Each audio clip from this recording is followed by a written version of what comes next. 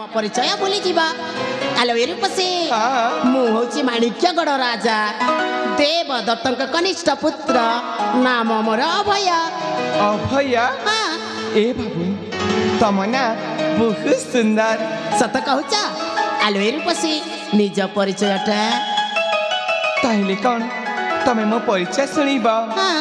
ए बाबू मु होची ए सबरपल्लीरा पुंडरीक वैदंकार अच्छा एकमात्र अली अली झिया नाम मोर अंजलि। कौन कहले? अंजलि अंजलि अरे बा आलो ये अंजलि बड़ दुखर विषय तुमको कहवाक चाहूची। कौन बाबू? देख आज के दी तीन दिन हो गला ठीक से मु किछि खाइनी मते किछि खाइबाकू देई पारिबो कि?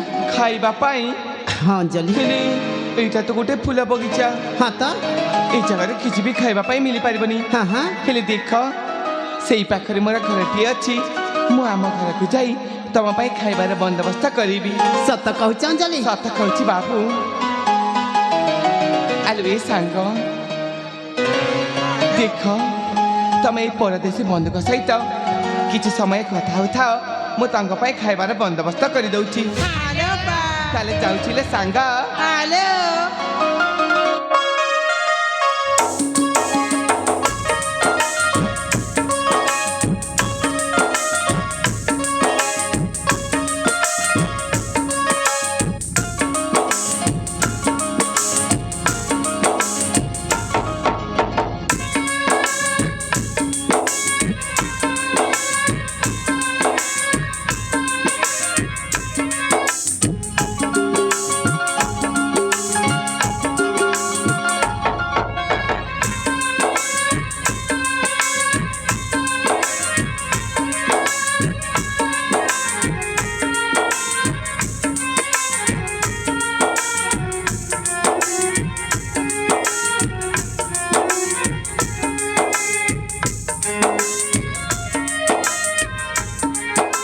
आलो ए सहचरी माने।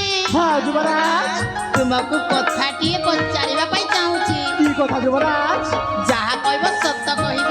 हाँ तुम अपा म तुम अपा काहाकू भल पाउछंती कि? ना युवराज भल पाउनांती ना किंबा को राज्य रूपे देश विवाह प्रस्ताव नहीं आसीचंती कि? ना ना माने एका अछंती। हाँ युवराज जा हो तुम मुखरे ए वाक्य सुनी ए अबुझा मन टिके शांति मिलिला। सतरे हाँ। ए युवराज तमे के काम भल पाइछ अरे ना बाली अरे नहीं बाबा माने तुमे भी एक आछ हाँ मु भी एका अछि। युवराज तमे देखिबा ना बहुत सुंदर। अरे बा तुम्हें माने भी कम नुहे तुम्हें माने भी देखिबा पाई भारी सुंदर। सतरे ए देखा तुम पासी गलेनी बोधे। हाँ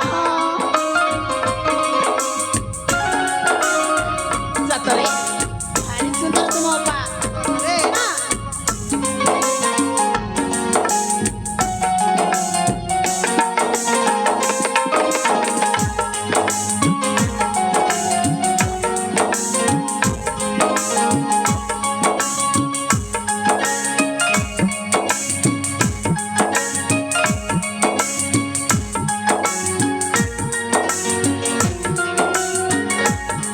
ए बाबू ए बाबू बाबू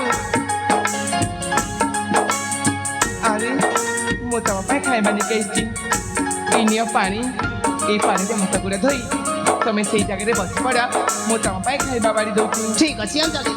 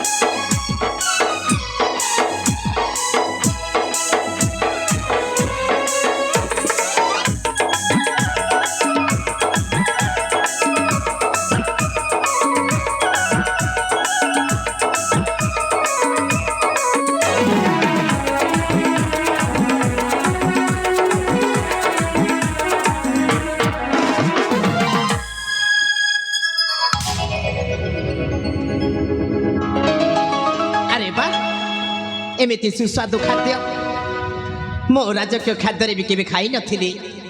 ସତରେ ବାବୁ ମୁଁ ଖାଇବା କ'ଣ ତମର ପସନ୍ଦ ହେଇଛି? ହଁ ଅଞ୍ଜଳି, ସତରେ ଅଞ୍ଜଳି, ଲକ୍ଷ୍ମୀ ପ୍ରସାଦଟି ବି ଅଧିକ ସ୍ୱାଦିଷ୍ଟ ଲାଗିଲା। ଆଲୋ ଏ ଅଞ୍ଜଳି, ତୁମ ରୂପ ଯେମିତି ସତରେ ତୁମ ଗୁଣ ସେମିତି। ତୁମେ ଗୋଟିଏ ଲକ୍ଷ୍ମୀ ପ୍ରତିମା ନାରୀଟିଏ।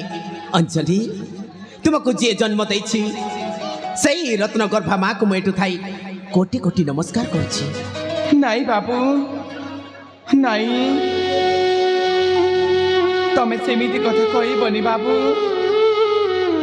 ତମେ ଜାଣିଛ, ଯେତେବେଳେ ମୋର ମାତା ପିତା କଥା ମୋର ମନେ ପଡ଼ିଯାଏ ସେତେବେଳେ ଛାତି ଭିତରେ କ'ଣ ହେଇଯାଏ। ଅଞ୍ଜଳି, ତମେ ଜାଣିଛ ବାବୁ, ମୁଁ ଯେତେବେଳେ ଛୋଟ ଥିଲି ମୁଁ ବି ଏ ଘୋର ଜଙ୍ଗଲକୁ ବୁଲିବା ପାଇଁ ଆସିଥିଲି।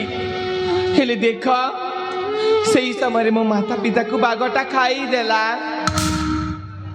ଆଉ ସେଇ ସମୟରେ ବୈଦ୍ୟ ପିତା ପାଇ ମୋତେ ଛୋଟରୁ ଏତେ ବଡ଼ କରିଛନ୍ତି। ଯଦି ମୋର ଜୀବନରେ କିଏ ଅଛନ୍ତି, ମୋ ବୈଦ୍ୟ ପିତା ହିଁ ଅଛନ୍ତି ବାବୁ। ଆଉ ଦୁନିଆରେ ମୋର କେହି ବି ନାହାନ୍ତି। ଅଞ୍ଜଳି।